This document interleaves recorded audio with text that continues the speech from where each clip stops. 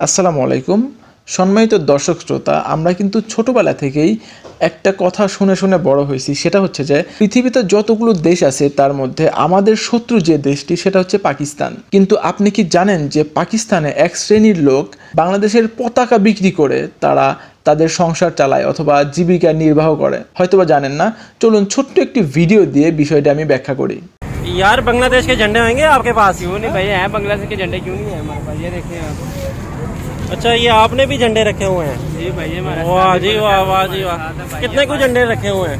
हमारे पास काफी झंडे पड़े हुए हैं, हमने सिक्कों में भी लगाए हुए हैं। वाह जी वाह। अच्छा, पाकिस्तान के भी हमारे पास है। अच्छा, वो भी सामने लगे हुए हैं? जी जी। देखिए लोग वगैरह ले रहे हैं सारे झंडे वगैरह। ठीक हो गया, ठीक हो गया। बांग्लादेश के लोगों को आप मैसेज देना चाहो? तो हमारे भाई हैं। आपके भाई हैं वो? जी, चले ठीक हो गया। अब तक कितने झंडे बिक चुके हैं? ये हमारे अब तक बिक चुके हैं 15 के झंडे बिक चुके हैं। 15 को बिक चुके हैं? सही से। तो ये कितने का है? ये हम तकरीबन 600 का झंडा बेच रहे हैं। 600 रुपये का। सही हो गया, सही हो गया। चलो ठीक हो गया, शुक्रिया। अच्छा, इधर भी बांग्लादेश के झंडे लगे हुए हैं। ये मैं भाई के पास आऊँगा। अस्सलाम वालेकुम भाईजान। वालेकुम सलाम। भाईजान, आपने भी बांग्लादेश के झंडे रखे हुए हैं? जी रखे हुए हैं, बड़ा अच्छा मुल्क है बांग्लादेश। तो आप बांग्लादेश के झंडे पाकिस्तानी लेके जाते हैं? क्यों नहीं लेके जाते हैं।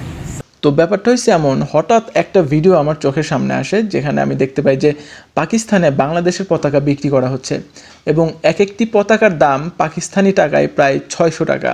এবং পাকিস্তানের যে পতাকা সেটার দাম কিন্তু বাংলাদেশের পতাকার থেকে অর্ধেকের থেকেও কম। তো এই বিষয়টা নিয়ে আমি কিছুটা আশ্চর্য যে দেশকে আমরা সারা জীবন শত্রু ভেবে আসছি, সেই দেশে আমাদের দেশের পতাকা বিক্রি হচ্ছে।